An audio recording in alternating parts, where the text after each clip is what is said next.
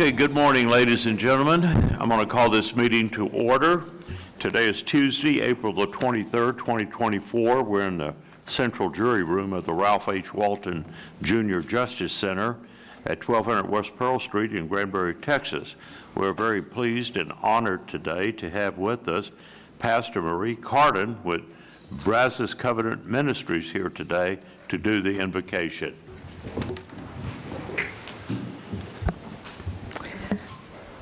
I'm going to invoke the presence of Jesus. Praying out of John 1, in the beginning was Jesus as the Word. He was with God and He was God. He was in the beginning with God. All things are made through Him, and without Him nothing is made that has been made. In Him was life, and the life was the light of men, and the light shines in the darkness, but the darkness cannot overcome it. So, Father, today, Jesus, we ask you to bless Hood County. Bless Judge Massengill and these commissioners. Thank you for their service. And, Lord, what I pray today is that we invite you in as our life and our light. Let light come in all that we do, that Hood County would be pleasing to you. And Father, we say that no darkness can overcome your presence. And Father, that all that needs to be exposed is exposed, and all that needs to come forward for our benefit and our blessing will come forward. Now, Lord, we thank you. You're here. Be our guide and be with us in Jesus' name. Amen. Amen. Amen. Please join me in the Pledge of Allegiance.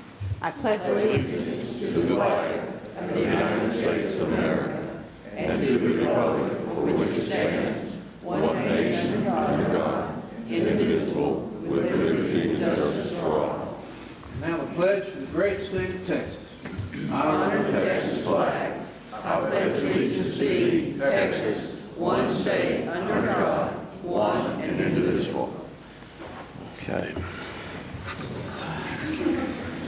Today we have some proclamations that we need to do, and the first one is a proclamation declaring May 12th to May 18th, 2024 as National Police Week. And where is this? Right here.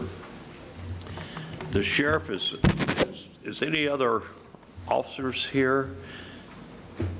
Well, I guess. There's 3 or 4 back there. Yeah, all the law enforcement officers, would y'all please stand, the sheriff and constables and JPs and everybody there. Thank you.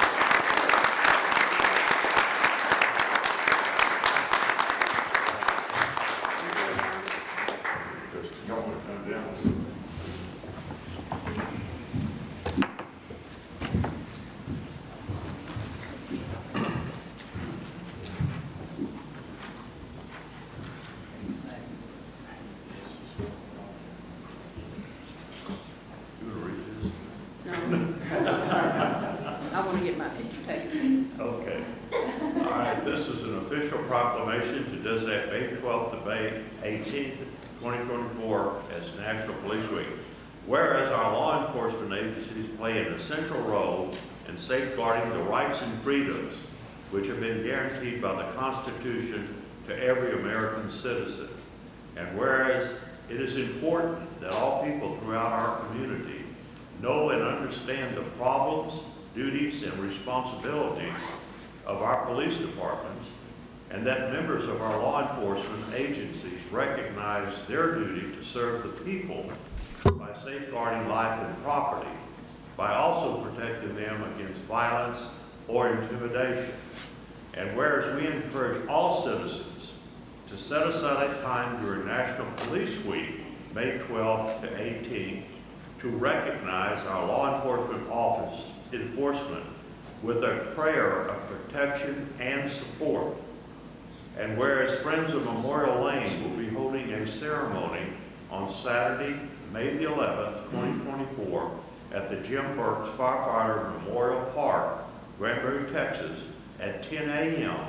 to honor our local law enforcement servants for their leadership and service to our community. And whereas many have gone beyond the call of duty And we have a community where these faithful have rendered dedicated service, and in doing so have established for themselves an enviable and enduring reputation for preserving the rights and securities for each of us. Now therefore, the Hood County Commissioners Court does hereby proclaim May 12 through 18, 2024 as National Police Week, and May 11, 2024 as a day in which our community will join hands with others to say thank you to our local servants from the sheriff, constables, police, VRA, state troopers, and EMS branches. Signed this 23rd day of April 2024, and all members of the Commissioners Court have signed this beautiful proclamation. So, I would like to hand this to, who is it? We have some Here, more, Laura Fisher, and Margaret Cook, and Kevin Kevin and Stark. Faye, Look at and yeah. that. Look at that. It's a very beautiful deal. You want to? Yeah. I mean, we move this, Judge. There you go. There we go. Hate to, There. I'll let the commissioner do it. Let me go this way with it. There we go.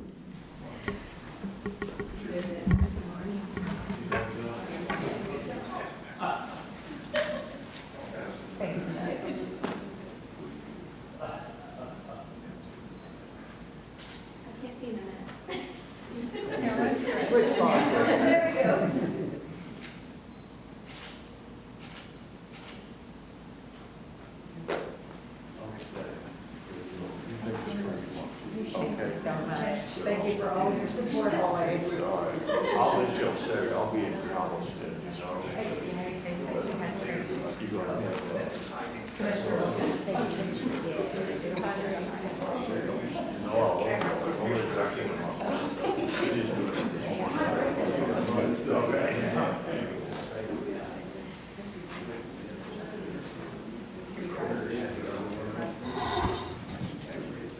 Yeah.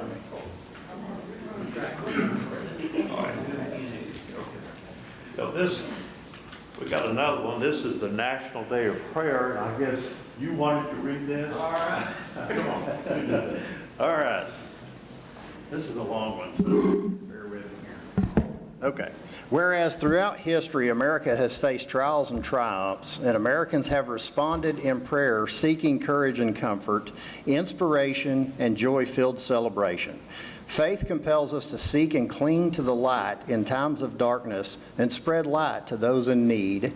And whereas from the first gatherings of our founding fathers, elected officials have prayed and entreated those they serve and represent to join them in prayer, including the authors of our Declaration of Independence, wrote that they, the representatives of the United States of America in General Congress, assembled, appealing to the Supreme Judge of the world, and carried on to present day in presidential proclamations, such as last year's invitation to join him in asking for God's continued guidance, mercy, and protection.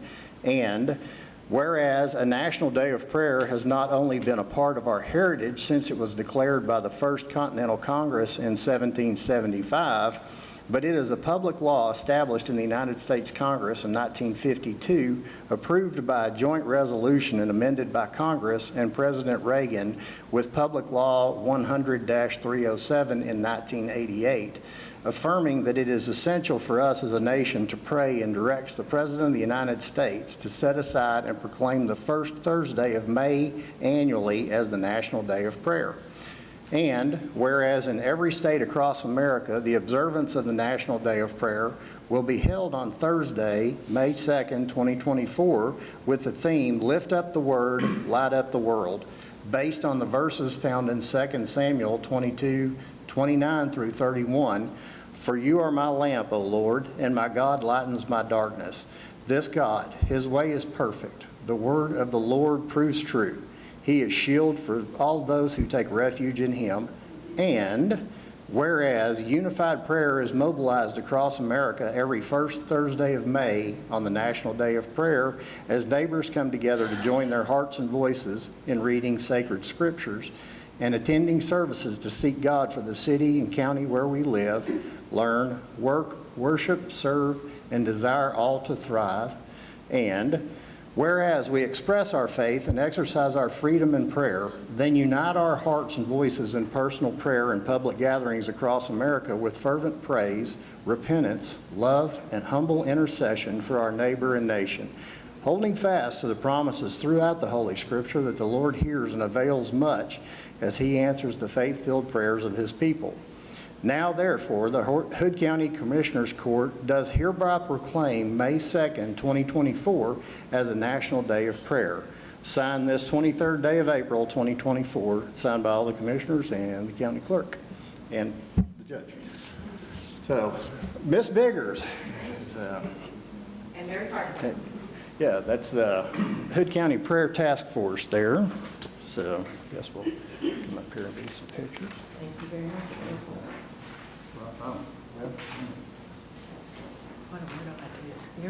They're going to get a picture of us. Okay. We represent.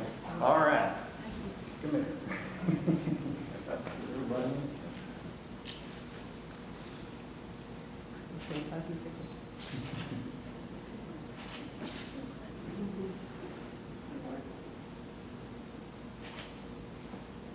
All right. Okay. Thank you. Thank you so much. Thank you. Thank you.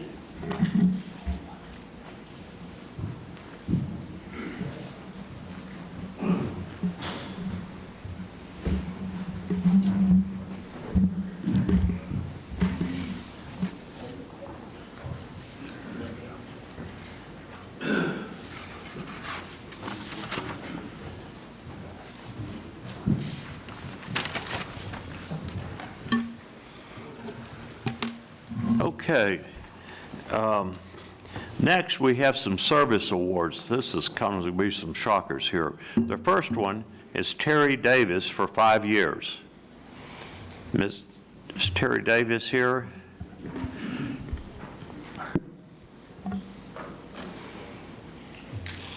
You get a new car too if you're working for Judge Haddock's here. You get an award and a new car for putting up there. Folks, this is Terry Davis. She is the latest addition to our office, the best office in Hood County, and she's keeping it that way. And we're really, really proud to have her on our staff. She's a blessing to us. She's a blessing to the people of this county. Congratulate Terry for 5 years.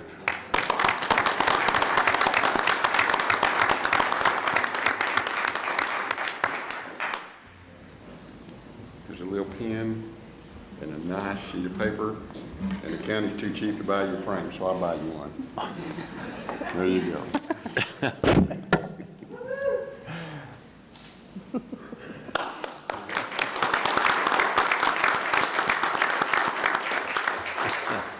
Next is Marissa Rebeloso.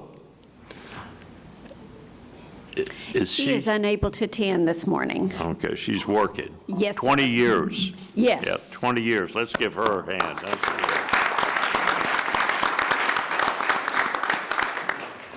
Now, everybody's going to be shocked at this next one here. I know I am up here. Steve Sigler. Only 40 years. 40 years.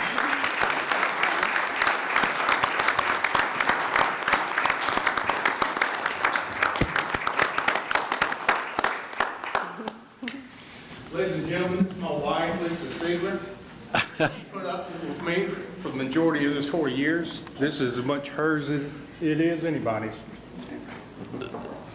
Well, she deserves the Medal of Valor here. We got, yeah, okay. Lieutenant Siegler started out as a patrol guy, worked his way up to field training officer. He was a chief deputy. He's done everything in the sheriff's office, and everything he does, he is very, very good at and make sure it's done perfect. I sure am proud to have him for all these years. So, thank you. Thank you, Sheriff. Okay.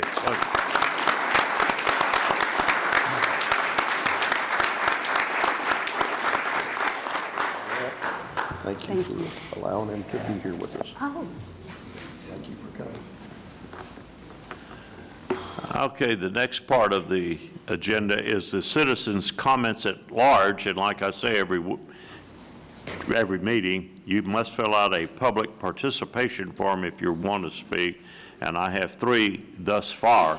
So you need to fill one out. And if you want to fill one out for any agenda item, you must also fill out a public participation form. And I only have one. So you got another one, Sheriff? Okay. So the first person that's, thank you, Steve. Yes, sir. Keep up the good work. Yes, sir. All right, is Mr. Jim Bell. Mr. Bell?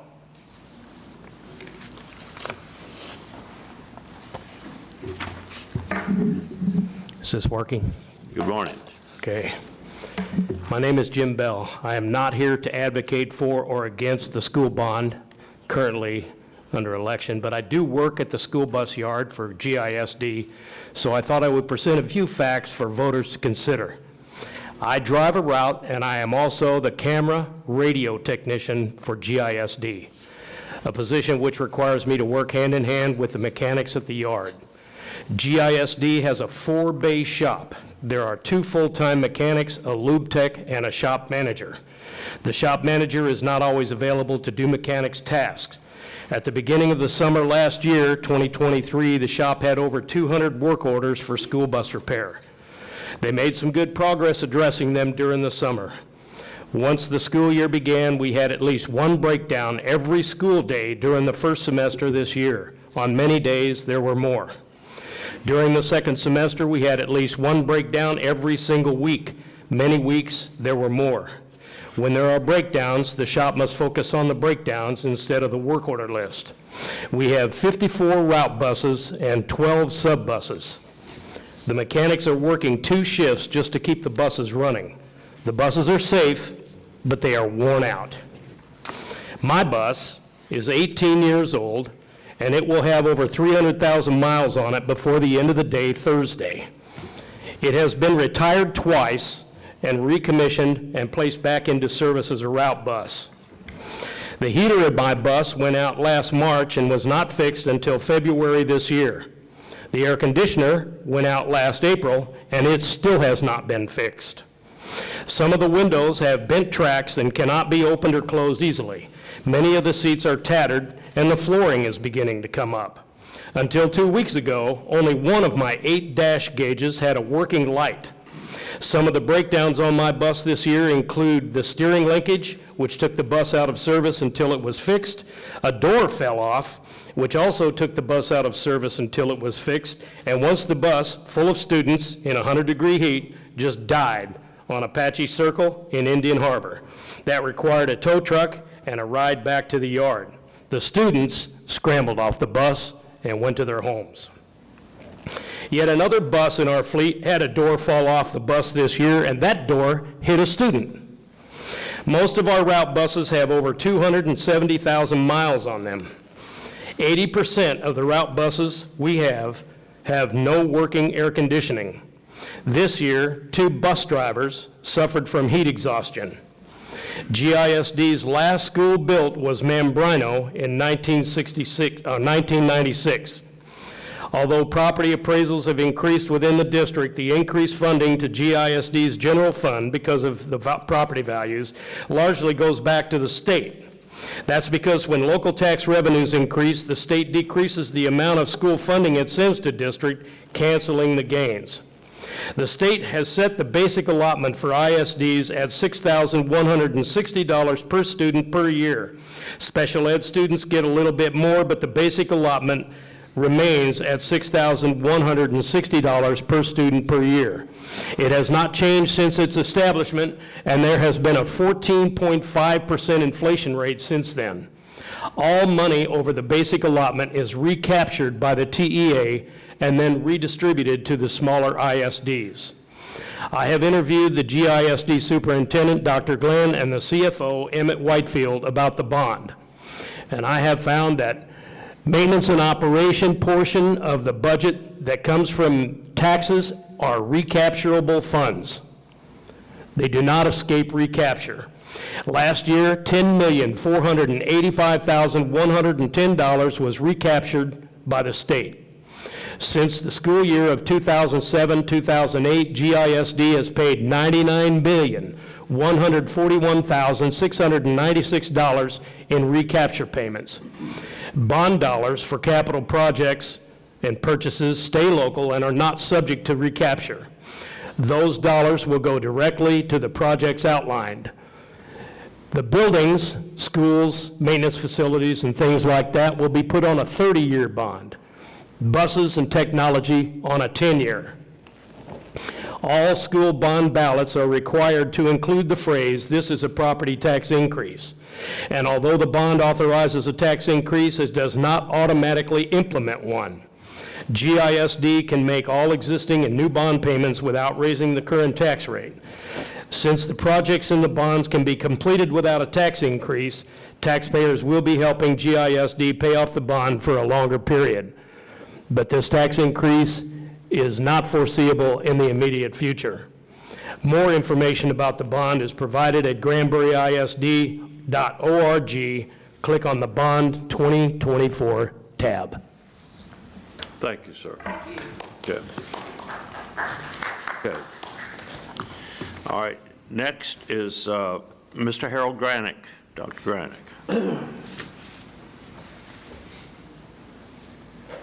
Thank you, Commissioners and Judge, to support the speaker just before me. The students are the greatest asset in Hood County, and they're our future. We should support the bond issue. Okay. Next, Steve Biggers.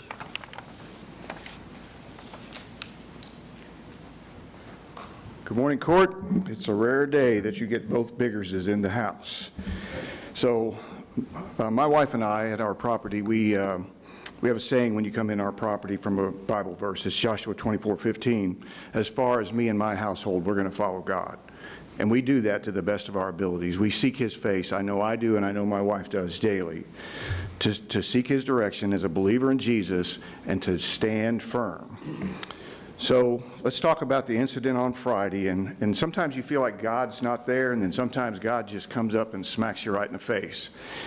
So everybody knows I got arrested on Friday, and everybody knows I went to jail. Before I left the house, I very rarely request something for supper. And I told my wife I'd be back at 6:30. And I said, hey, I'm hungry for macaroni, cheese, and fish. And she said, okay, fine. So 20 minutes later, I'm on the side of the road, and I'm going to the jail and getting processed, having to take off my yellow bond shirt for my mug shot, belt, shoes, all that stuff. And they tell me I'm going to be out in the morning, processed in the morning. And there's your dinner over there, and we're going to put you in a holding cell. Well, guess what I had for dinner in the jailhouse on Friday night? Macaroni and cheese and fish.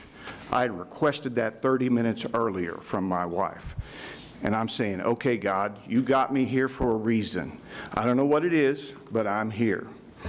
So then they put me in the jail holding room, and I'm with a 19-year-old kid that's about ready to go into general population, and he's scared to death. And I'm talking to him about God. Don't fear. No clue. Deer in the headlights look. So long and short, I led that young man to Jesus in 20 minutes, and his life has changed. He went from death to life.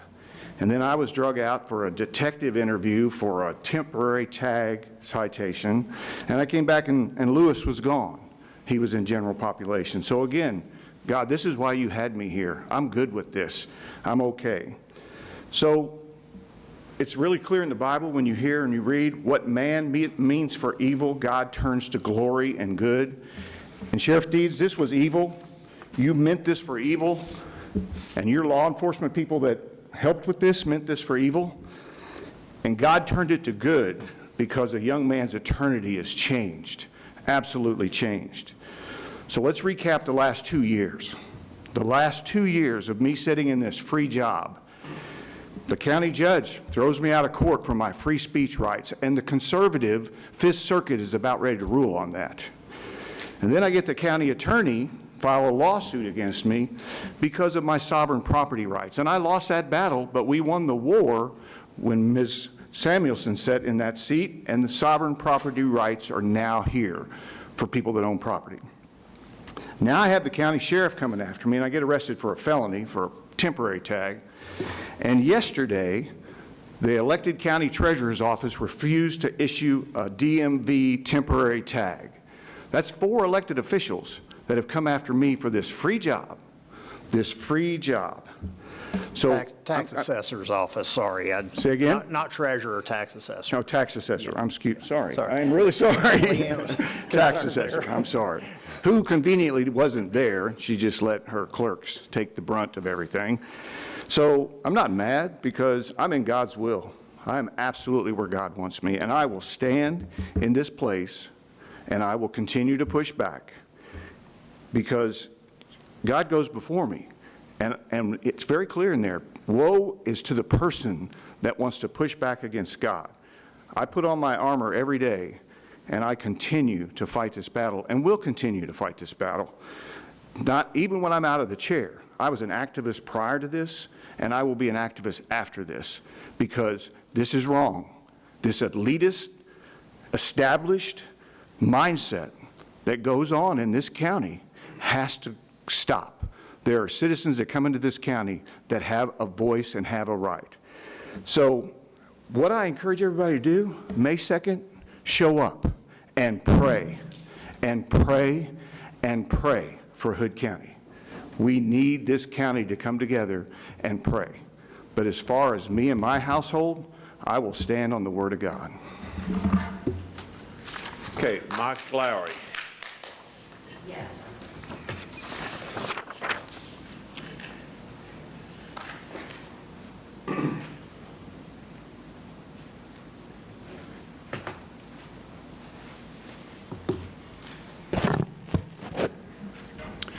Court, Judge, I wasn't going to speak today. I just came to kind of watch, but my heart is deeply saddened.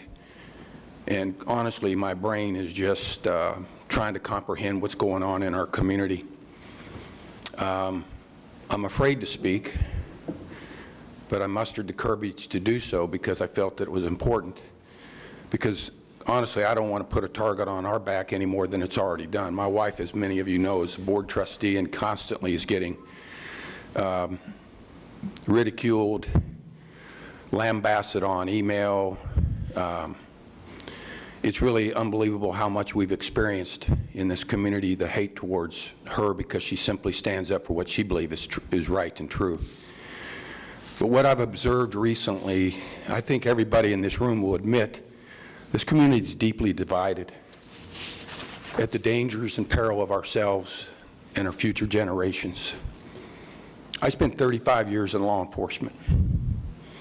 I've taken away the freedoms of individuals temporarily. For long term, my cases have put people in prison. And to see our community go in this direction, it disturbs me. Whether you like an individual, don't like an individual, don't like an individual for what they stand for or not, should never play in our judgment as law enforcement and authorities.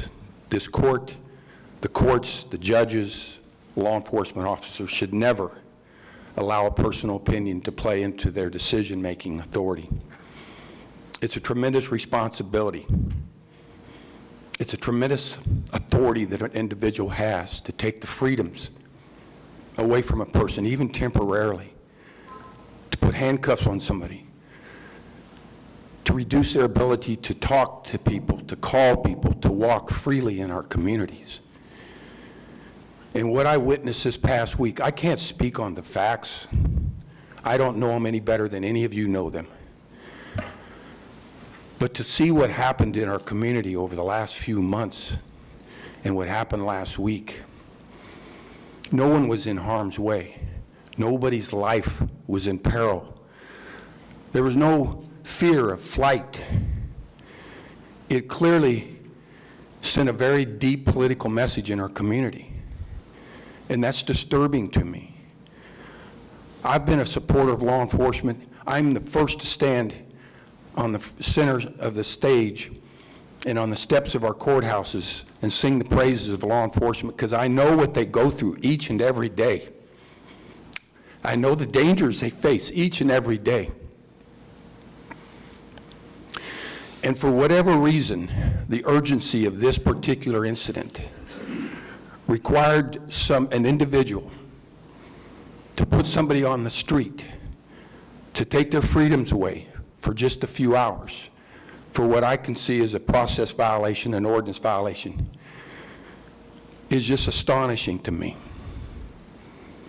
Judge, commissioners, we look to you as leaders in our community. We look to you to set an example in our community. We need healing in our community. The vision in this community is overwhelming to me. As leaders of our community, step into that gauntlet. Put a pause on what's going on. Stop this nonsense that's going on in our community. You can have an impact. You can have an impact in our community, and we need healing. I can't speak on the facts of that case. I just know from my 35 years of experience of charging an individual with a felony crime and take their freedoms away from him, potential long-term freedoms away from him, has to be a serious decision made. We in law enforcement have discretion. One of the first things I learned as a rookie police officer in St. Louis, you have discretion. Not everybody needs to go to jail. But we have to heal. There's no healing going on. And I look to this court, and I look to other leaders in our community to lead us into that healing. We got to stop this nonsense, ladies and gentlemen. This community is too important. Thank you for your time.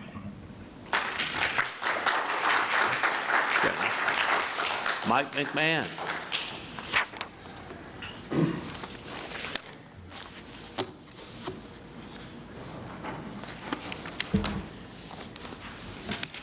I'm coming before you as chaplain of the County Commissioners Court.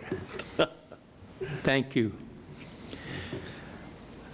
Just from this morning, I have been impressed by the Lord to speak of the Bible reading marathon that is coming up. It's absolutely imperative that we have enough people to read through the Bible. There is nothing that can replace reading through the Bible. Did you all know that the crime rate drops in Hood County for that week?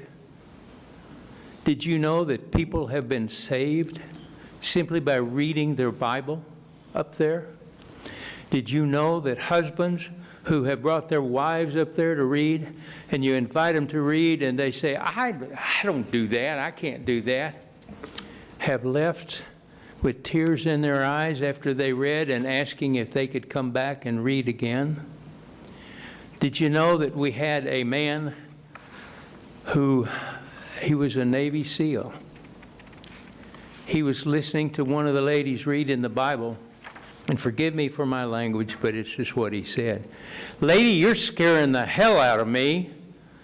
And he said that about 4 times, and she was so involved in her reading, she didn't understand or hear, I guess. I finally got up, and I went over and I said, sir, please. He said, you don't understand. I've been all around the world. I've murdered people in the name of my country. He said, and she's scaring me to death. And I said, let's go down and we'll talk. So we went down to talk. I told him, I said, man, I can't do anything now, but if you see me on Monday morning, we'll get together. He did agree to that.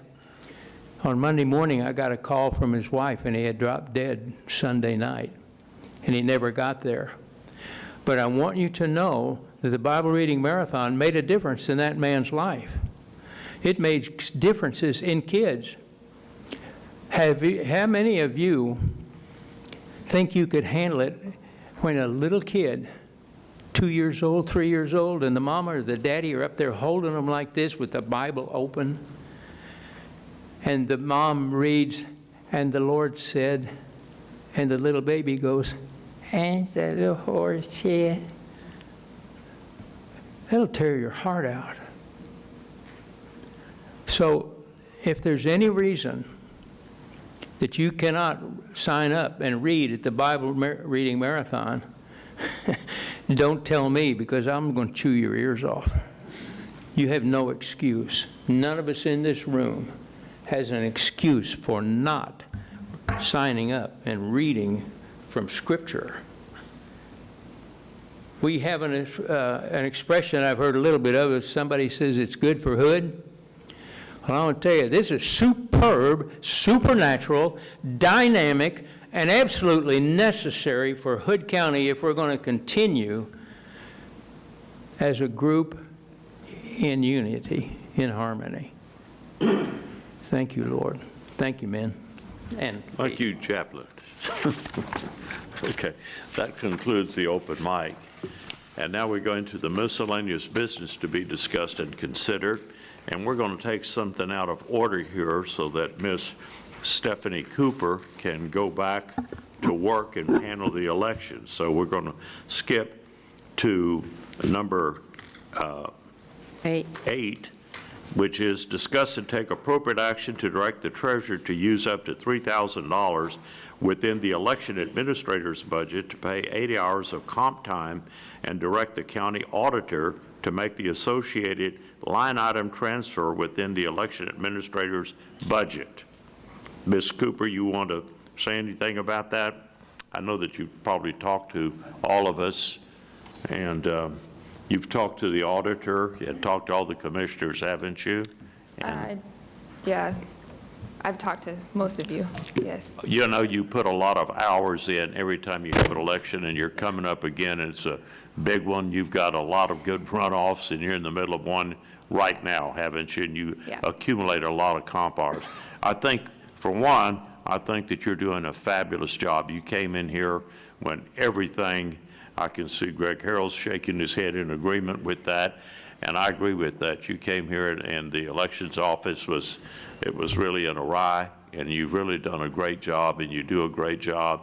You're fair, you're impartial, you've got some good employees and some good volunteers, and you do a great job. Let's give her a hand. I mean, let's do that. Okay. So, I think that this transfer with your accumulation of comp hours on the thing, this is your plan of reducing the comp hours, isn't it? Right, and then over, of course not May, because I have the 2 elections, but over the course of the summer between now and, or at the end of May and then the beginning of the new fiscal year, I plan to be taking some time off, getting rid of the rest of it, so it'll go away. Well, I've read the stuff, and I know I'm in favor of it. Does any commissioner wish to say anything?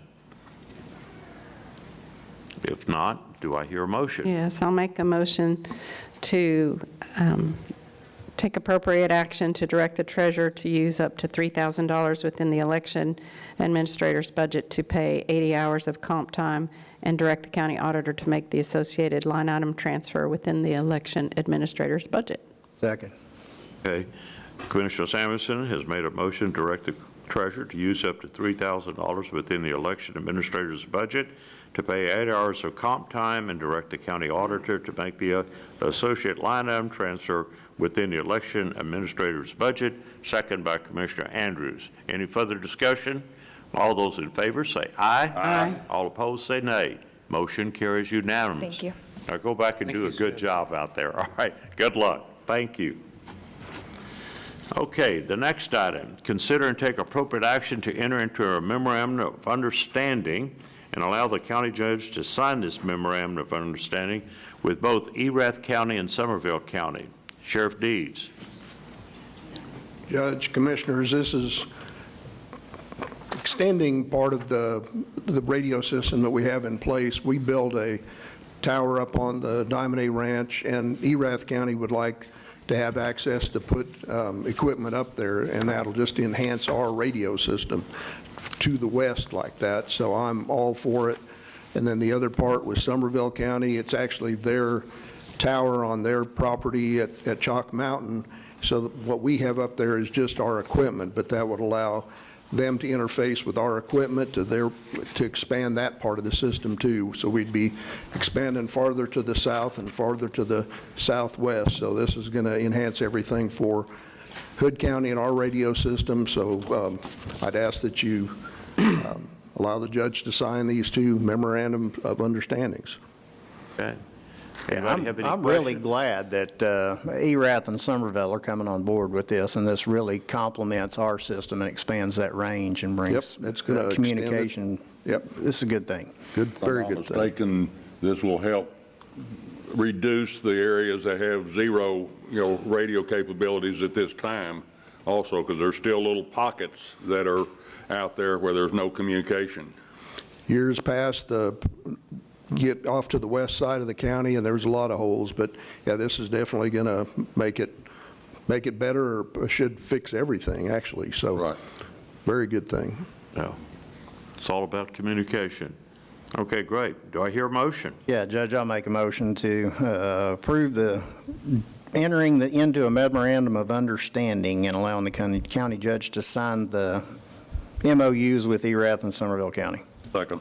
Yeah, motion been made by Commissioner Andrews to take the appropriate action to allow the county judge to enter into a memorandum of understanding and to sign the memorandum with Erath County and Somerville County, second by Commissioner Wilson. Any further discussion? Just got one comment. And this is not a criticism, but I didn't know what this was about, so I would request that, you put regarding cell towers or something so the people out here would know what we're doing. But beyond that, sorry. It's the only comment. Well, I knew I was going to be here to talk about it, but yeah, I should have put more to it so everybody could understand that. So, okay, that's it. Just a comment. Okay. All those in favor say aye. Aye. All those opposed say nay. Motion carries unanimously. Fine, I'll sign the memorandum, Sheriff. Thank you. Okay. Item number 2, consider and take appropriate action to award RFP 2024-01 fire extinguisher and suppression services, maintenance and purchasing here. Yes, Good morning, sir. Judge, Commissioners. So the bids for the fire extinguisher and suppression services RFP 2024-1 were opened April 2nd at 10 a.m. After examining the 2 qualified responses, it's the recommendation of purchasing and facility maintenance to award the contract to Axis Fire and Safety. Thank you. Okay. Any other questions or comment? If not, do I hear a motion? Yeah, I'll make a motion to award RFP 2024-01 fire extinguisher and suppression services to Axis Fire and Safety. Second. You say Atlas or Axis? Axis. Axis. Okay, thank you. A motion has been made by Commissioner Andrews to award RFP 2024-01 fire extinguisher and suppression service to Axis. Is that correct? Yes, Axis. Second by Commissioner Samuelson. Any further discussion? All those in favor say aye. Aye. All opposed say nay. Motion carries unanimously. Thank you, Glenn. Thank you. Okay, item number 3, discuss and take appropriate action to accept the refund check for credit memos from Benny Keith funds to be added to the following accounts. Okay, we got Stephanie Matlock up here, so we got some credit memos and some grocery memos, and as I understand it, this is just a cleanup of the book records, and we got some additional monies, and we got to write a check, so the budget. Am I right on this? You're correct. Okay. This is just a housekeeping item. Some of these credit memos were from prior years, so we'll have to accept those into miscellaneous revenue, and then the current year stuff will just go back in that expense line and wash itself out. Okay. So all the books are straight, and what you're doing is just appropriate within GAAP principles here? Correct, yeah, we're certifying additional revenue that we were not expecting. Okay. Any other comments or questions? If not, do I hear a motion? Yes, I move that we accept the refund check for credit memos from Benny Keith funds to be added to the following accounts. Miscellaneous revenue in the amount of $3,536.07 and groceries to $1,748.19. Okay, a motion been made by, and did I hear a second? Second. Motion been made by Commissioner Wilson to accept the refund check for credit memos from Benny Key to be added to the following accounts: $3,536.07, and groceries of $1,748.19 to those various accounts. Any further discussion? All those in favor say aye. Aye. All opposed, say nay. Motion carries unanimously. Then we got an outstanding invoice of $686. Is that included in that too?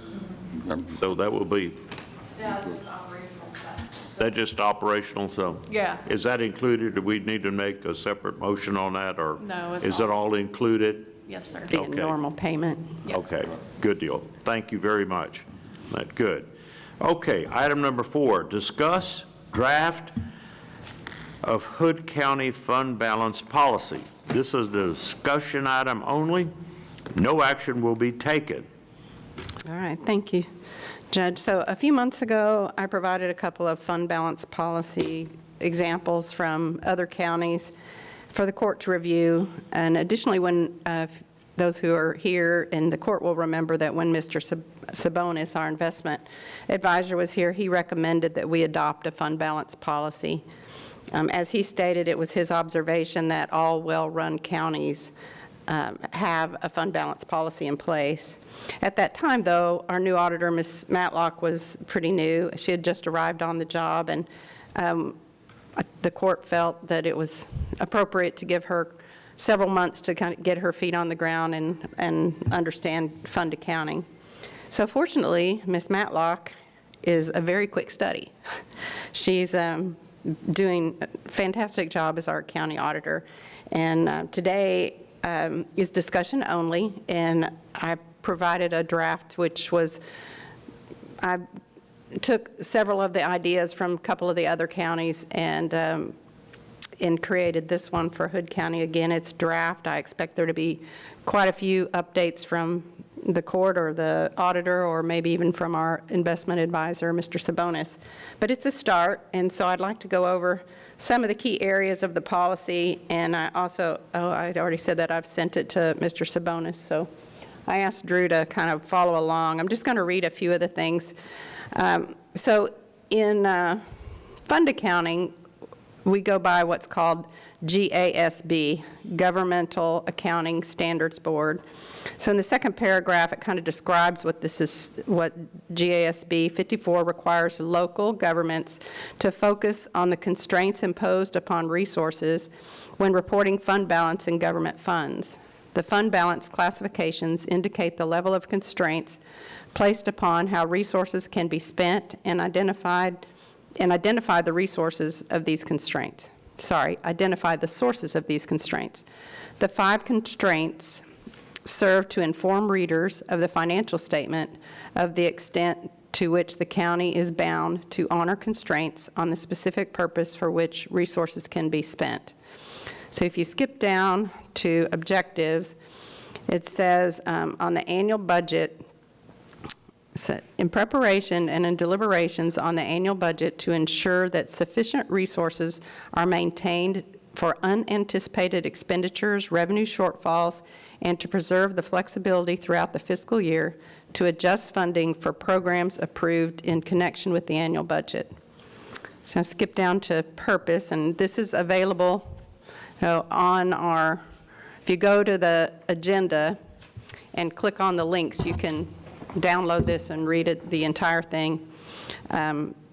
Just kind of in the middle of the paragraph, through the maintenance of adequate levels of fund balance, the county can stabilize funding for operations, stabilize taxes, and realize cost savings in issuing debt.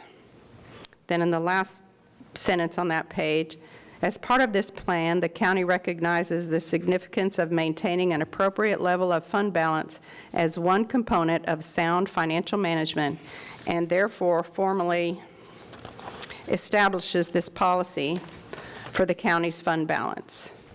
And then within the scope, just so we all understand that we have the general fund, we also have the road fund, and we have the library fund. So this policy will encompass those 3 funds. The authority of the fund is the Hood County Commissioners Court, and as it says, responsibility, the county auditor shall be responsible for the implementation of and administration of the policy. So then it goes through the components of fund balance, and it talks about non-spendable fund balance, restricted fund balance, which is on the next page. Excuse me.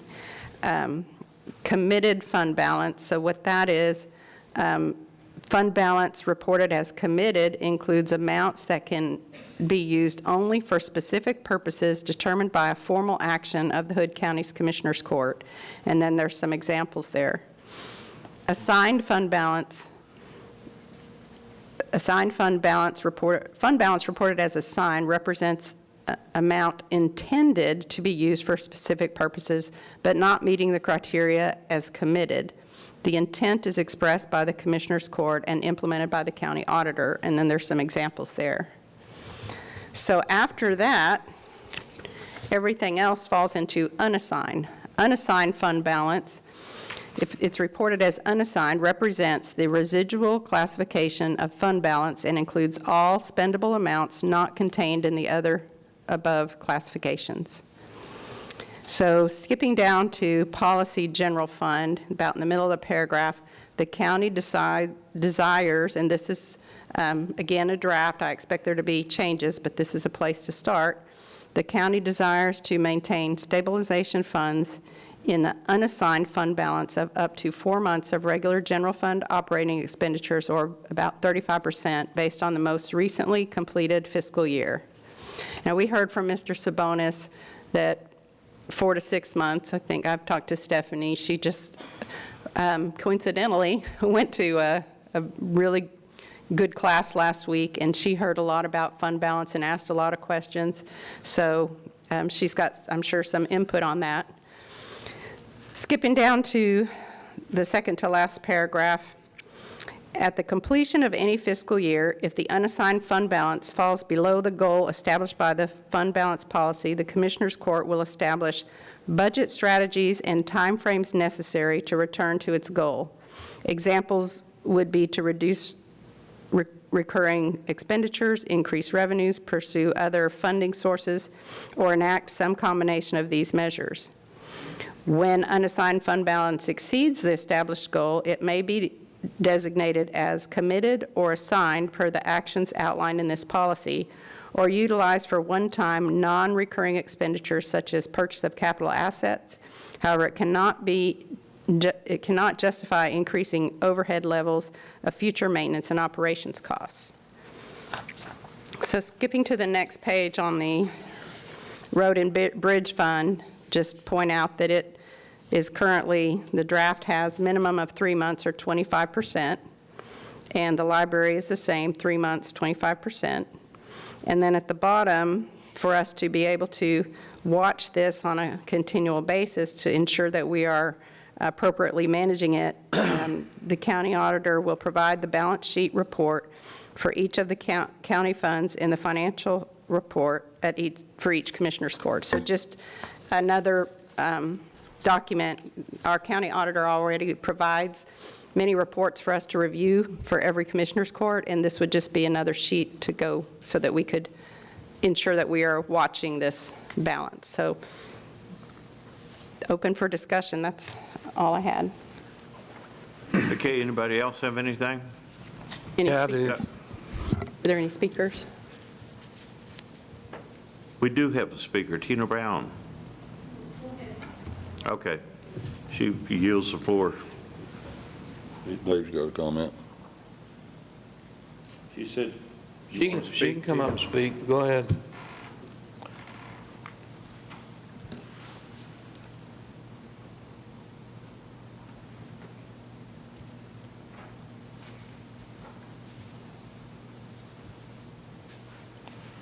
I appreciate hearing what Mr. Eagle has to say before I speak. Can I do that? I'd rather you go ahead and speak. Well, most of my questions were answered. You said Sabonis suggested 4 to 6 months on all these different? I think mainly he was talking about the general fund because that's the major fund, but Okay, so I've been real busy, but I did do a little search, and it's like, is there a law, or is this just recommendations? And what is normal across the state of Texas? Does anybody have? I think that'd be a great question for Ms. Matlock, since she just got back from her. So I just went to an auditor's conference, and I actually was in a forum, a question and answer forum, and I polled all the other counties that were equivalent to our size within a range, and there was a multitude of responses. So some follow the GASB rule of 3 months, others extend it out a little bit further. I think it's discretionary, dependent on how you run. I prefer a conservative, closer to 6 months number. But that's just what the other counties, it was definitely a wide variety there. Okay, all right. I couldn't find that. I looked to see if there was a law or a statute or anything like that, and I couldn't find one, so, I mean, I would classify this as a best practice. Okay. And it's, as Mr. Sabonis said, he said most well-run counties adopt a fund balance policy. To me, it's just, it's a guiding principle of how you manage your budget, and it's, this is taxpayer money, and we want to be sure that we're doing everything we can to have the best policies in place to make sure we're doing the right thing. And we've never had a policy on this before? We just... Not that I know of. It's always been 6 months, I think, under Becky, hadn't it? So I did find something from 2011 from Stan way before Becky, and it was when we were in a cash flow crisis. And so at that time, we did implement a 5 to 6 month reserve balance because we were having trouble. It was a shrinking economy rather than what we're facing now is a growing economy. So it's kind of, it's a decision based on, a conservative viewpoint and the ability to maintain our budget and be able to fund it fully, even if we don't receive all the anticipated revenues. So it's better to have more there, just like you run your own personal budget, But as far as adopting a formal policy, I don't think that this county is I haven't been here as long as the rest of the gentlemen on the court, or as long as many of the people, employees. So I haven't found where the county has adopted a formal policy in the past.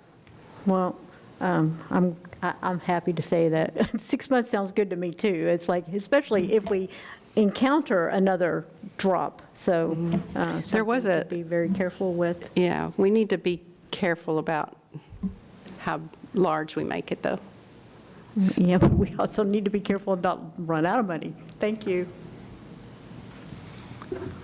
Okay, anything else? Yeah, I've got something. So this has been kind of an ongoing issue every year for me. And as far as GASB 54, I researched this big time 3 or 4 years ago. And I'm in total agreement with having a written policy on this. I think there's been disagreement. Before we had 5 to 8 months in the unassigned, and I'm lean more towards 3 to 4 months, and that was as you have stated, it's a policy decision. I look at it this way: every penny that's in that unassigned balance is to look at it in a practical way is in a savings account. It's money that we're taking from the taxpayers, and it's sitting over in an account to be used if something comes up. It's unassigned. And so the question becomes, do you want 6 or 7 months in a savings account of taxpayers' money, or do you want a little bit less? And of course, I think Jim Sabonis talked about 3 to 4. I've heard 6 to 7. But it's just a policy where in my opinion, the lesser that we have in the fund balance, leaning towards the 3 to 4 month side, the more it puts us in a position to make sure we're staying within our budget and that we don't have this extra fluff.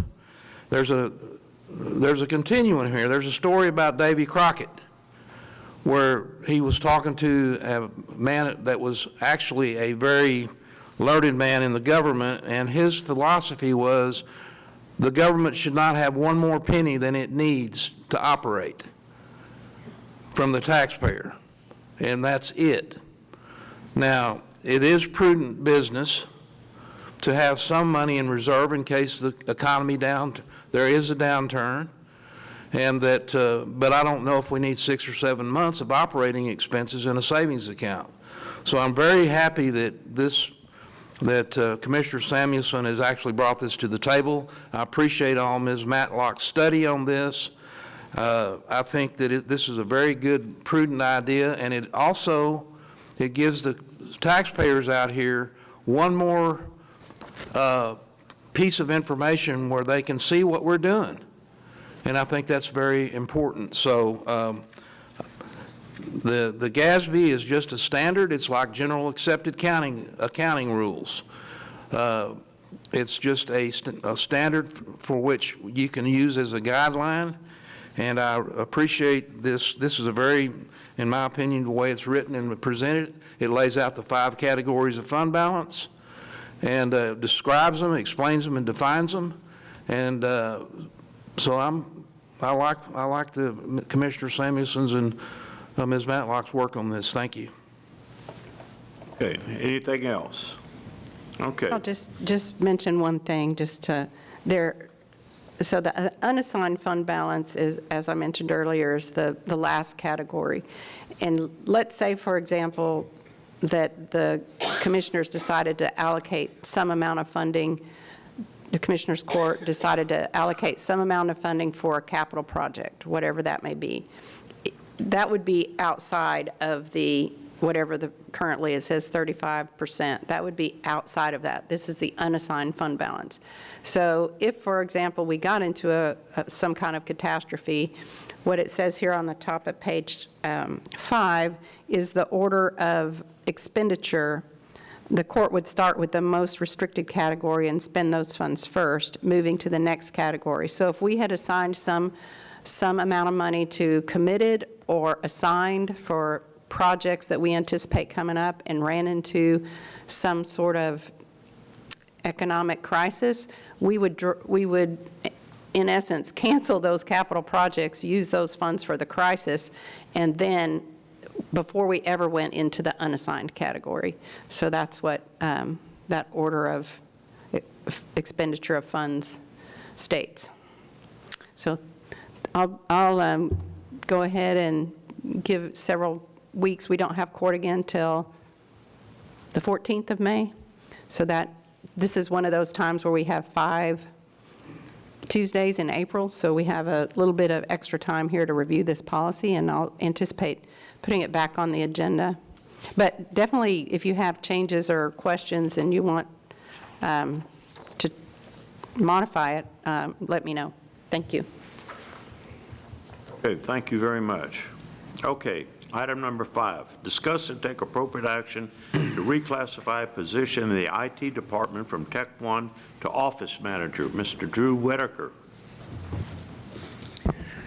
Thank you, Judge, Commissioners. 5 and 6 kind of go hand in hand with each other. As you are aware, I have a retirement in my department. And with that position is classified at Tech 1, Step 1, and I would like to classify it as a more office manager position for clerical work. And with that, it would, of course, bring the salary down to save the county some money. Bring your salary down? Yes, sir. Yeah. Paul is retiring? Yes, sir. No, so an office manager is what you need more right now? Yes. Then is that? Yes, sir. Okay. Well, I think you know more about what you're doing in your department than we do, so I'm in favor of it. Anybody have any questions or comments? Do I hear a motion? Yes. I move that we reclassify a position in the IT department from Tech 1 to Office Manager 1. Second. Okay, a motion been made by Commissioner Wilson to reclassify a position in the IT department from Tech 1 to Office Manager, second by Commissioner Eagle. Any further discussion? If not, all those in favor say aye. Aye. All opposed say nay. Motion carries unanimously. All right, your second to go along with that is consider and take appropriate action to hire a new employee in information technology at Office Manager 1-1 $40,000 annually, effective Monday, May 6, 2024. Yes, Judge Commissioners, with your approval, this will give me the ability to get with Melissa with HR, and I can actually post the job to start looking. Good, and that's less than a Tech 1, then, Yes, right? yes, sir, it is. Okay, so it's savings. Okay, good. Do I hear a motion? Again, I move that we allow information technology to hire a new employee at Office Manager 1-1 at $40,000 annually, effective Monday, May 6, 2024. Second. Yeah, motion been made by Commissioner Wilson to allow IT to hire a new employee as Office Manager 1-1 at $40,000 annually, effective Monday, May 6, 2024, second by Commissioner Eagle. Any further discussion? All those in favor say aye. Aye. All opposed say nay. Motion carries unanimously. Thank you. You're on a roll, Drew. Okay. Item number 7, discuss and take appropriate action to institute fees for VIN verification inspections performed by the Fire Marshal and Sheriff's Office deputies prior to issuing initial title or title transfers. Tax assessor collector will collect fees prior to inspections being performed. Take appropriate action to assign an account for the collected funds. Okay, who wants to go first? All right. Judge, Commissioners, I've been doing VIN inspections for the county for probably 7 years now. When I was with the Sheriff's Office, I did the auto theft and became an auto theft investigator. And I'm going to continue doing that. The reason for this is at the time, I talked to the sheriff and we asked about just doing it, we could charge $40 for these inspections. And he said, no, we'll just do it as a community service. Right now, we're probably averaging $300 a year. So, you know, if you, some years are less, some years are going to be more. But anyway, I mean, there's $8,000 of revenue or things that we could use for training or something like that that we were wanting to try to implement. Well, and one of the things is not every county has this particular circumstance, and a lot of other counties are sending people our way. So these are even a lot of folks that aren't in our county that are bringing these vehicles. And a lot of times this may be an out-of-state trailer where it's not required to be registered or whatever, and then whenever they come here, we've got to make sure that it's not a stolen vehicle. You got to check the VIN, run the VIN. This stuff takes time, and they're out here on Thursday mornings a lot of times, spending quite a bit of time making sure these vehicles are titleable, that they're not stolen, there's not other issues going on. Texas DMV requires that out-of-state trailers and vehicles that come in that aren't titled and stuff, that they be certified and make sure that they're not stolen. So right. So if you have something that's in good title or whatever, just person to person, this isn't something that everybody has to go through, but it is a specific right. circumstance that only those people that are using that particular thing have to pay for that. And like I said, it's a lot of times not even people in our county. I mean, there's some days we come up there and nobody shows up, and we may have 10 or 15 one day. So it's spotty. Yeah. But it's a service, and it's things that people need when they move to Texas. Or if you build a homemade trailer, you got to have it certified and stuff like that. So. Yep. How much are the fees y'all plan on charging for 40. This? How much? 40 is what the state allows. Are we going to put that in the motion here to do that? Yeah, and that TAC, Andy said that they would. Tarrant County charges. Yeah. And stuff, Okay. but right now, Tarrant County, the reason we have a lot coming in is because Tarrant County is booked 2 months in advance, and they only do it once a month. Ah. So we do have a lot of people coming from Tarrant County and a lot of other counties to see our people in the back because they can get into them. So this is a very good idea. And Long time coming. Should have been brought earlier, last year. And how will you make this known to the public that this will now be a charge? Usually when the people come in to get their vehicles registered at the tax assessor's office, when they go in, they'll tell them then that you're going to have a 68A for this vehicle, and they'll usually give them a form, and it tells them all the things that they need. Gives them my phone number, Kevin's phone number for the sheriff's office, and they can call, and usually they want to make an appointment, but we just tell them to show up at 9 o'clock, and we get in line, and we do them till we're done. We wait about 15, 20 minutes. If nobody shows up, then we're done. Used to, I would go out, but it got so busy that you couldn't do your job, so finally, that's why we had to set up a specific day, just set aside an hour or so to get them done. So if there's people that are aware that in the past we haven't been charging and now it'll be $40, will there be something on our newsflash website or something that to let people? Don't know how that's going to work. I mean, I've had people come up that are so desperate to get it done, they want to offer me money, and I just tell them I can't take it, you know, and that's not what I'm allowed to do. But some people offer you $100 for it, you know. Yeah. If you wanted to put something together and send it to the IT help desk to put on a news flash to let people know that, one, the service is available and what day and how much it would be, that might be something that would help the public. That on the website, on the tax assessor's page on the website, Yeah, and then we all of have the that. forms that we can update with the amount and everything too, to hand out to customers. Yeah, good. So the next portion of this is where do those funds, TAC has said to just streamline everything and make it make sense. TAC will go ahead and collect those funds as they come in to do the inspections. They'll show up a little early, they can go in and pay their money, they'll give them a copy of a receipt, come out and show us to show that they've paid their $40, and then we will do their inspection for them. Right, so where do those funds go? I already have a collection fee account in the revenue for tax assessor fees. Well, tax assessor says they don't want to have anything to do. Okay. Well, then, Yeah, we may just create a new revenue account just for that, to maintain and watch it. Maybe its own budget, revenue, and then maybe they can create a budget for what they want to spend it on also in this next budget cycle. Okay. And that, So you're just going to create an account for it, the next budget. It's a brand new, I think that would be the cleanest way of handling it. And they did request, I was going to say, they did request that that's a rollover account, if at all possible, to carry that balance from year to year. That way, if they save it up a little bit and buy a bigger item or bigger training or whatever it is. Kim and I have been talking, and she thinks, we could, I have a form that when I started doing them, I have a form that holds 3 vehicles that we do and just keep track of them.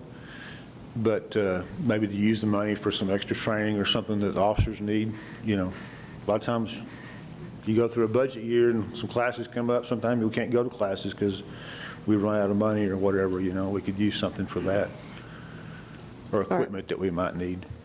So would that mean it would be a different fund to be able to roll it over, rather than just an account in the revenue side? I think they have something like abandoned vehicles or something like that, a fund already set up that's rolling. Is that what it is, abandoned vehicles? Yeah, so we could just add it into that fund as own line, if you're okay with that. That's in the sheriff's department, I don't know. Wherever it works, and we'll work together to make sure fire marshal needs anything. Yeah, we work. As long as it's separate so we can show it, I think, at Fund 109, roll over account, so however it works, so we can utilize it however they need it. So the fire marshal does some, and then the sheriff's office does some? Yes. Okay. Yeah, we will, it would be a great idea to keep them in their own. Well, and that's because I had that form and I showed it to Kim, she said, well, we could do Markham Fire Marshal and Sheriff's Office, and if we need something, a lot of times fire prevention stuff gets cut back and we need some equipment or things to give the kids for Fire Prevention Week too, we have to use. Okay, so it's up to y'all whether you want to keep it in that 109 or create its own fund for this specific issue, and then separate them out however. It's 6 one, half dozen in the other. I mean, we can keep the 109 fund as far as I'm concerned. I can just make copies of my forms and give them to Kim, and that way she can have a record of how much that we've done through the fire marshal's office. It would be easy for me to do, to just add a fire revenue and a sheriff's office revenue and budgets to balance. Okay. So. Is this something that's going to be effective immediately, or like a 2-week notice after you get it posted on the on the website, or, we get the verbiage in there where people can see that, or, what's the plan? I would think that there would need to be a little bit of buffer in there because y'all have already handed out some forms or told people, hey, you need to come back next Tuesday, so I don't want to have them come back next Tuesday with not eventually we're going to $40. start charging. There's some people that build vehicles or they exchange them or they have whatever, and they come several times, so I've told a lot of them now that, we're going to start charging. But And y'all do that on Thursdays? Yes, sir. So we could start charging May 2 or May 9, one of those. I mean, I think we need to go ahead and get it on the website and make people aware, get the forms redone, and get the account set up, and the 2nd or the 9th would, as an effective start date of when the fees are charged then. Yeah, and I think the Between now and 9th then, you're gonna have a probably. line from here to Fort Worth of people wanting to get it done free. May 9th. You're gonna get a lot of deals. I mean, you need to do it sooner than later. Well, when I started doing them here, the task force up there was real glad because they would have to try to send people down here, and it takes away from their stuff up there because they're so busy. So, and they'll do 100 that Thursday morning. That's Easy. what I'm saying. It'll be 100 that Thursday morning for sure. But we weren't even advertising that we did them before online or anything. But we can we get something put up for that. You going to make a motion? Yeah, and what, do I just say assign to account 109? Is that how? Okay. All right, well, I make a motion that we institute fees for verification inspections performed by the fire marshals and sheriff's office deputies prior to issuing initial title or title transfer. Tax assessor will collect fees prior to inspections being performed and assign those funds to 109. Second. Okay. All right, Commissioner Andrews had made a motion to institute fees for the VIN inspections performed by the fire marshal and sheriff's office deputies prior to initiating initial title or title transfers. The tax collector assessor will collect fees prior to inspections being formed and assign these funds to what, 109, is that right? And I don't like the idea. I just think you need to put a motion out. Y'all going to do it? When's the next time you're going to do this, on a Thursday? It'll be this Thursday. This Thursday? 9 o'clock, yes, sir. Oh, yeah, okay, yeah, and I think May 9th is what, to begin this at May 9th?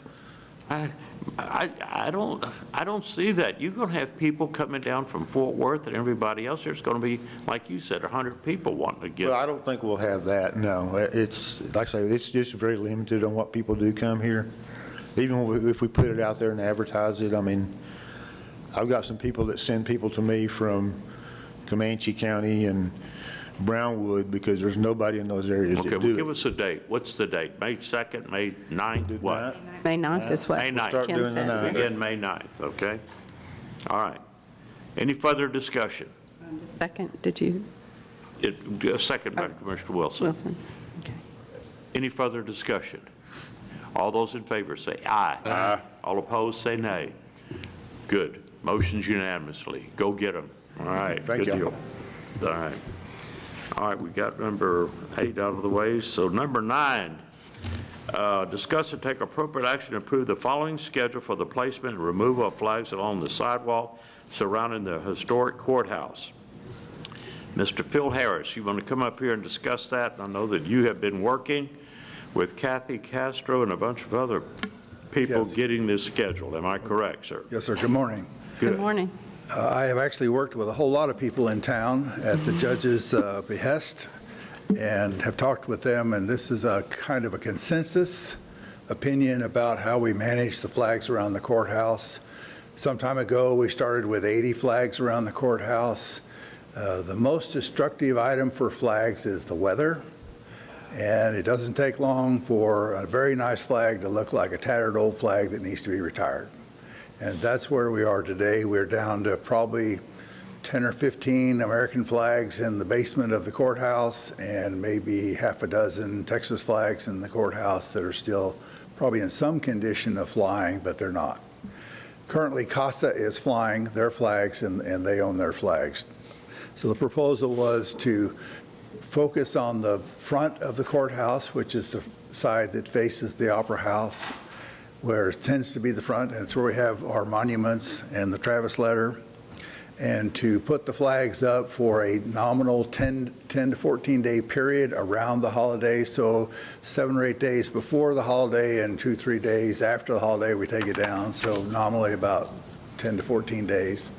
That way, the public coming into town can see, oh, there's something coming up. Oh, wonder what that is. Oh, that's Memorial Day. That's 4th of July. That's Texas Independence Day. So we're going to propose that for 4 holidays. They're on the docket here.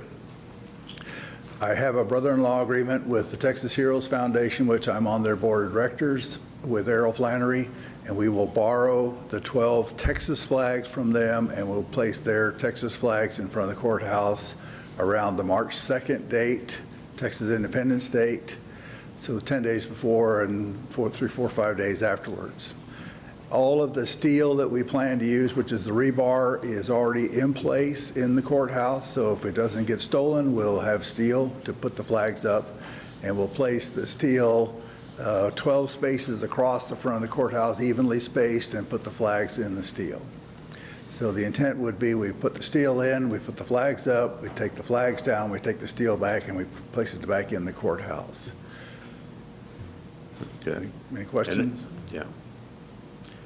I'll tell you, Leland Lawrence has instituted a good deal up here. Instead of having to drive that steel into the ground each and every time and pull them up and change them on the deal, he has put down a pipe in there and has buried it below the center of the ground. So it'll be very easy from now on to put the metal in and then put the plastic pipes in. So it was a very good idea that you came up, saved a lot of time and labor with your men, so it was a very good idea. So to make that a lot going. So I think it's a very good idea, and I like this schedule here that you've got. So do I hear a motion? I'll make the motion to approve the following schedule for the placement and removal of flags along the sidewalk surrounding the historic courthouse. February 20th each year, install Texas flags for Texas Independence Day, remove on March 6th. Then on May 16th each year, install American flags for Memorial Day, remove on May 31st. On June 24th each year, install American flags for Independence Day, remove July 8th. And then on November 1st each year, install American flags for Veterans Day and remove on November 15th. Second.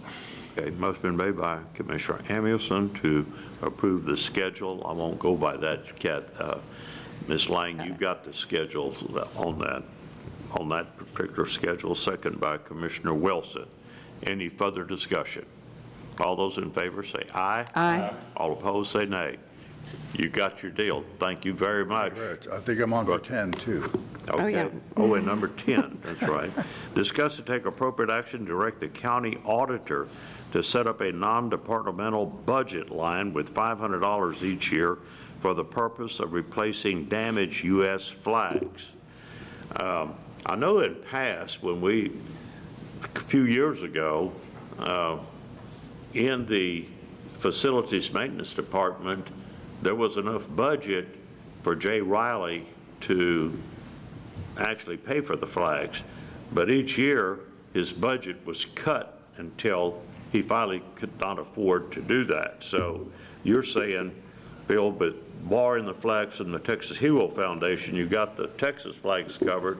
So what we need is just the U.S. flags on the deal. And if we could get $500, that would keep enough flags flying pursuant to this schedule. Yes, and because the flags are only up about 10 days at a time instead of 360 days a year, I expect the life of the flags to be much improved. And we also have typically north winds coming across, and the courthouse faces south, so it blocks a lot of the damage to the winds, to the flags. So I think my view is the $500 is kind of a max, up to $500, but at least there's money there, and we want to buy American-made, sewn cotton flags. that look good in front of the courthouse. I agree with that American-made cotton flag. I do with that. We're going to get this money from Fund 55. Ms. Auditor, is there any question? Or contingency, Okay, either which. either one? Okay, so we can do that. Okay, do I hear a motion? I just have a question. So how will he just submit an invoice to you when he needs to replace a flag? Is that? Let me say this, I would like the city purchasing department to buy them because they are skilled and they know how to maximize the leverage that the city has for buying flags. You mean the county? I'm thinking the city's buying other things besides just these flags. They're buying the flags for the poles in front, and there are probably parks that are being bought by the city and other places. So I'm sure they have a supplier of choice or supplier candidates of choice that they could buy from. Who's going to spearhead the effort? You want us to pursue the flags with the city? That would be my suggestion, yes, that let the city, I mean, the courthouse is a little microcosm of itself, but there are purchased flags that look like either state or city or county flags all around. So we got them at the parks, we have them in front of public buildings, we have them at the courthouse. There's a big pole with an American flag and a Texas flag on it. So somebody's buying those. It's not a private individual. It's not an organization like us. As I'm suggesting, we use that vehicle to make the purchasing, and they leverage their buys based upon that. So are you going to get with the city and then let us know, or? I think what you're saying is you just want us to come up with the flags. Yes. Right, yeah. I think county purchasing is, So We you'll just- just request what you need and we'll take Yes, care of it? I'm going Yes. to do an inventory of what's in the basement, what's usable and not, and what I'd like to start with is 12 brand-new flags and put the other flags in reserve. I wouldn't even mind saying if we get down to 5 flags, I'll say, hey, we probably need to buy 5 more flags. But we have somewhere between 10 and 12 flags in the basement that the condition is unknown. We did take an inventory of them, and they look okay, but I haven't looked at them from having them really look nice and not flapping and broken on the ends and broken grommets and dirty and that kind of stuff. Well, I'm sure Mr. Tillman will give you his phone number, and you can just talk to him when we need It's on the flags. sign-up sheet, so there, okay. So what we want to do is just go ahead and have a budget of $500 and let Replace. Mr. Harris, you and we'll work it out with the purchasing agent here to use that money to purchase the U.S. cotton flags. All right, so is it ready for a motion? Yes. So I'll make the motion to direct the county auditor to set up a non-departmental budget line with $500 each year for the purpose of replacing the damaged flags. Right. Second. And I'll be the first to say, if we don't need it, we don't need it. I'm happy to give it back. I think that's something we can work at. So nominally, those kind of flags run between $35 and $45 a piece, 3 by 5. And there's at least half a dozen American makers in the United States that make good flags. Okay, well, thank you. All right, a motion been made by Commissioner Samuelson to direct the county auditor to set up a non-departmental budget line item with $500 each year for the purpose of replacing damaged U.S. flags. With the purchasing department and Bill Harris, you're going to coordinate that, make sure they're up. You did a good job, and you're a brother SRT. We appreciate that, okay? Second by Commissioner Wilson. Okay? Any further discussion? All those in favor say aye. Aye. All opposed say nay. Motion carries unanimously. Okay. Item number 11 talks about adjourning into executive session, and we're going to save that until last. We will get through with everything else, so we don't have to keep you good folks here. So we're going to go now to the consent agenda, and I ask any commissioner if they wish to pull any item from the consent agenda or question any item. If not, do I hear a motion? Yes, I move that we approve the consent agenda as stated. Second. A motion been made by Commissioner Wilson that we approve the consent agenda as stated, second by Commissioner Wilson. Eagle. Eagle. Any further commentary? If not, all those in favor say yay. Yay. Trying to mess Okay, with us. motion carries unanimously. Trying to Okay. mess with us. No road items, Mr. Lenny, right? So development, Mr. Clint Head, set a public hearing for the replat of Laguna Trace Estates. What date? May 28th. May 20th? 28th. Okay. I hear a motion. Yeah, Judge, I make a motion to set a public hearing for the replat of Laguna Trace Estates, lots 1 and 2, Block 5R, for May 28th. Second.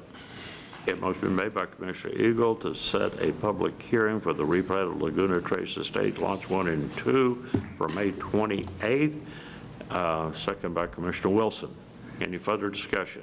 All those in favor say aye. Aye. All opposed say nay.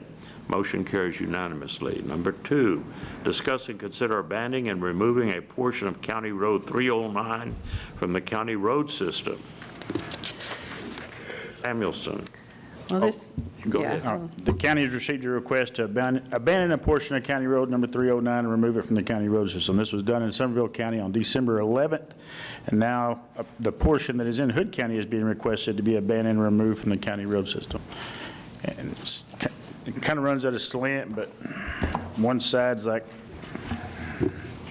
where's it at?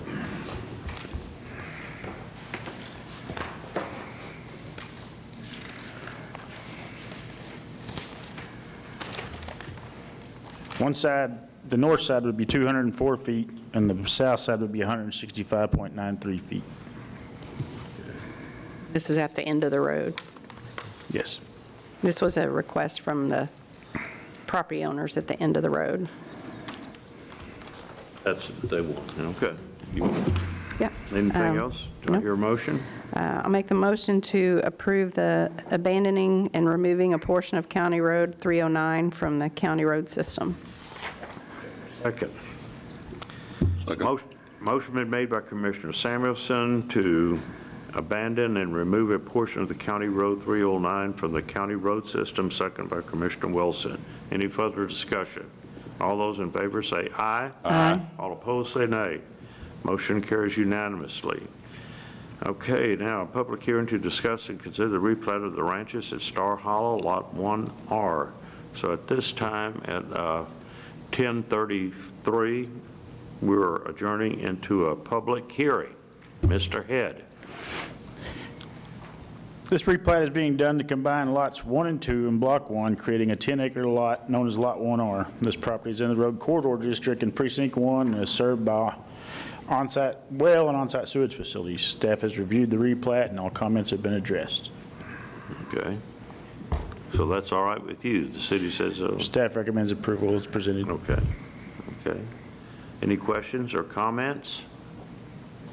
If not, okay, now at 10:34, we're convening back into Commissioners Court. Do I hear a motion? Yeah, Judge, I'll move that we accept the replat of the ranches at Star Hollow, Lot 1R, Block 1. Okay. Motion been made by Commissioner Andrews that we accept the replat of the ranches at Star Hollow, Lot 1-R. Second. Second by Commissioner Samuelson. Any further discussion? All those in favor say aye. Aye. All those opposed say nay. Motion carries unanimously. Thank you, Mr. Head. Okay, financial.